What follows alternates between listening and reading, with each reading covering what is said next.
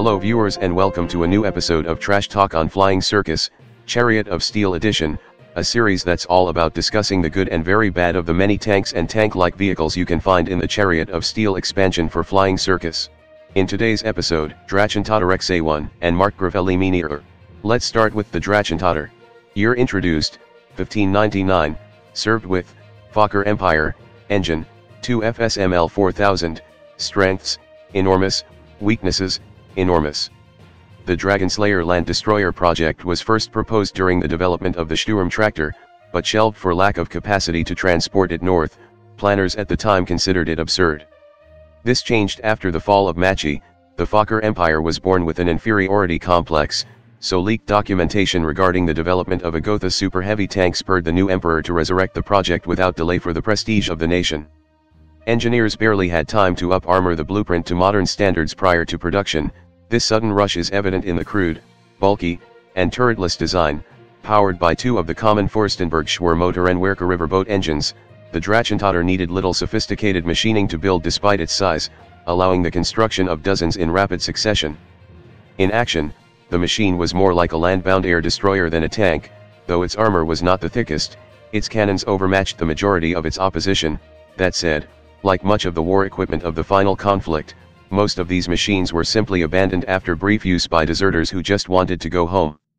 This thing is fucking stupid. It's slow as hell, has the handling of a brick, but is also tough as a mountain with 442 armor profile, enough to take a field cannon in 3 direction, and 50 goddamn integrity, the highest any tank could ever achieved, and the only other tank that can reach this number is also an incredibly stupid one. It does, thankfully, has enough fuel uses to move quite a distance on its own on a okayish engine, and it needs to, because it's not like you can afford supports for this thing in this fucking economy. This thing is so damn huge, it needs 20 crew to run it optimally. You can probably hire slightly less crew to man the machine guns, of which there's 7 of them, but considering how big this thing is, everyone will be gunning for you as soon as they can spot you, which would be very easy to do so. No matter what, at minimum, and I do mean minimum, you need 2 players to compile their starting resource together to even have a chance to purchase this thing. Worse of all is that the Dragonslayer is also so damn big that the officer needs an officer to properly command the crew. This trait is called the artillery officer, and usually, this is what the second player character would be staffed in as, though this also has the benefit of letting the players utilizing 2 different stat blocks for the tank at once, which can be quite powerful when used correctly. Also, it has the handling of -20, the second worst of any tank. No point guessing which one got the worst. It's not impossible for you to win tank battle, but you will probably be getting rear shot more often than you would prefer. The Dragonslayer isn't exactly something you can tactically maneuver with, it's something you tactically maneuver around. You know what's the worst part of this thing? It's real. It's called the K-fucking wagon. It weighs 120 tons, it's so big the driver cannot see anything and has to be directed by the officer, and apparently one of the prototypes was fully constructed at the end of the war but they scrapped it due to the armistice. It is a terrible monster that would be bad for the war effort if it ever actually made it to the battlefield, and by that I mean it's bad for Germany because the amount of logistic it takes to move the damn thing would be brutal for late war Germany. I'm fairly certain World War I would end sooner if the damn thing was deployed earlier. German has been here, how can you tell? Logistic officer has PTSD. That said, despite all those immense drawbacks, the Dragonslayer is still a stupidly powerful tank with 4 goddamn heavy field cannons, which fire AP shell that has AP 5, meaning any tank with less than 5 armor is going to get cut through like butter, which is most tanks.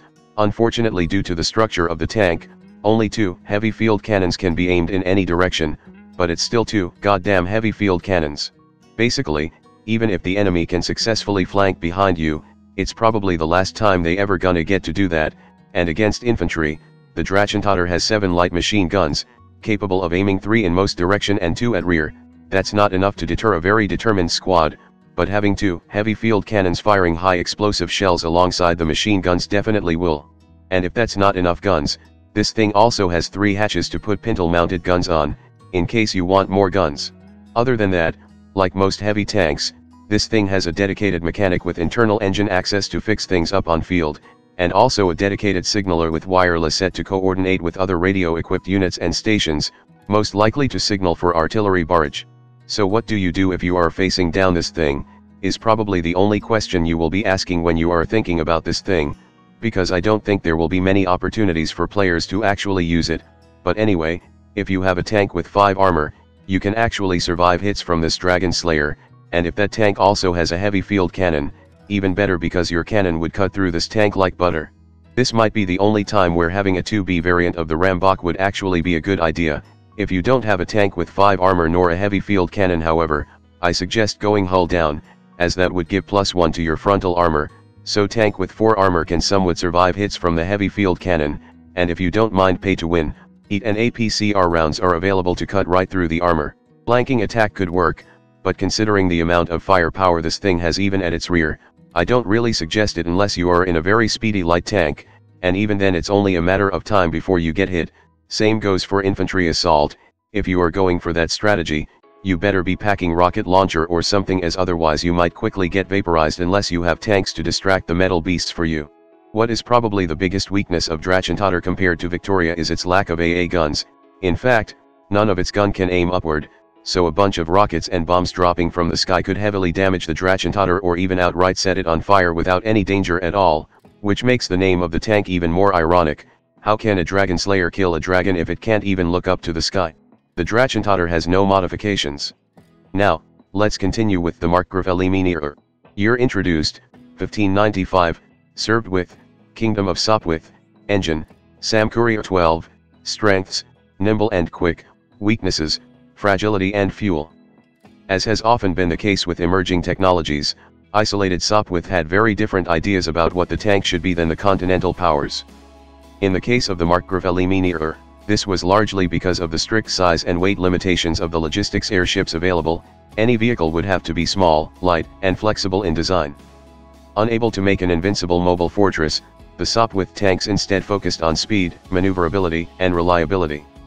Without the space for multiple weapons pointing in different directions, these vehicles possess an armored turret, modeled on those used by the Macchi Sea Hare on some of their most advanced ships.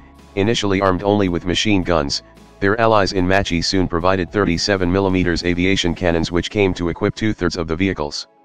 Though the tiny vehicles were roundly mocked in propaganda, their enemies took note of their innovations and the ability of the tiny vehicles to be rapidly redeployed, seemingly everywhere at once at the front. Examples were seized by the Rona Pact, issued to their forces, and reverse-engineered. For 3 months in 1597, Eliminierers and knockoffs were being produced in 4 countries. Fokker copies were notably a dud, but the bulky angular Schmalturm Gotha copies are well respected. This thing is the second best tank in the entire book, much like how successful its real-life counterpart is. They made more than 3,000 of it and shipped it everywhere for a reason, and the best one is merely just a bigger version of it. It is really fast and agile and can easily climb over any obstacle. Just try not to get hit, since with a 2-1 armor profile and 18 integrity, you won't last long. That said, its engine is incredibly reliable, so do remember to push them hard on field for speed and power as much as you want. Also remember to get fuel truck because this thing can't run for long, and if you ever need replacement, at the very least, it's very cheap to get them. This thing only has 1 gun and that's all it needs, an infantry support cannon that can aim in every direction. Enough to deal with other lightly armored vehicle head-on and most heavy tank at their rear too, which, considering its handling, will be quite easy to get to. But if you need more guns, there's 2 hatches for the 2 crew on board, and yes, this thing only needs 2 crew. It's the best. It's both a very economical and very effective light tank. That said, there is a problem. The gunner for the infantry support cannon has to reload the cannon on their own, meaning you might want to use the Eliminierer as a hit and run machine, shoot once, then take cover and reload before going for another round. This also means that if you are facing 2 threats at once, no matter if they are tanks or infantry or both, you might be in trouble. Luckily, you are fast and can outrun most troubles. I fully recommend a getaway mastery for this tiny tank. In real life, the Renault FT was actually not anywhere remotely faster than other World War I heavy tank in terms of top speed, but because of advanced technologies such as having turrets and not being crap, the Renault FT was excellent at maneuvering across open terrain, which proved helpful when mobility warfare started to dominate at later end of the war. The success of Renault FT might also have ended up stunting French tank development in a way, as they developed many successors based on it, including its flaws, like the single-man turrets, which proved to be very detrimental when the commander has to, well, command, while also aiming and loading the main gun at the same time. Not that the French could help it because of the lack of sufficient young men to die due to World War I. As for how to deal with this speedy tank, much like the Turbo Panzer, getting weapons capable of destroying the Eliminierer is not a problem. The problem is actually hitting the damn thing, but enough quantity has quality of its own. If you are in a tougher bigger tank, have infantry escort, or better, being able to outmaneuver the Eliminierer, you can eventually wear the Eliminierer down with just attrition. As for the modifications, Eliminierer has plenty. First there's the infantry support variant which switch out the cannon for a water-cooled machine gun. Arguably, this thing is better at anti-infantry stuff than the Turbo Panzer itself. Second is the Gotha hull variant, which has thicker armor at the front and rear, with a different engine that's less reliable but is more efficient with fuel. If you want more protection, this is one way to go without losing your speed. Next is the Gotha turret variant, which replaces the infantry support cannon with repeating cannon and binocular gun sight, meaning this thing is better at shooting things when stationary, making it quite dangerous against lightly armored vehicle and infantry, and probably makes it a better hit and run vehicle. Then there's the Macchi anti-air copy, which replace the cannon with pub machine gun, basically a heavy caliber machine gun, that can fire in any direction, mostly against airplanes, but also good against infantry and really light vehicle. However, the gunner is also fully exposed and therefore can be directly shot at, so it's not quite all good. Finally, there's 1610 Eliminierity refit, which replaces the engine with a 200 horsepower Courier XX engine, giving it faster speed, more torque, more fuel uses, but less reliability and higher upkeep from maintenance. This is also incompatible with Gotha hull modification. If you want even faster speed and better ability to clear obstacle, this is the go-to modification, though it's slightly on the expensive side. And that's basically it on these two tanks, the truly enormous metal box with guns that is the Dragonslayer X-A1, and the tiny turreted Markgraf Eliminierer that can outturn most tanks in many ways. Anyway, that's all for now, and I will see you all next time. Hello there, if you like this video, please subscribe and click that notification bell button.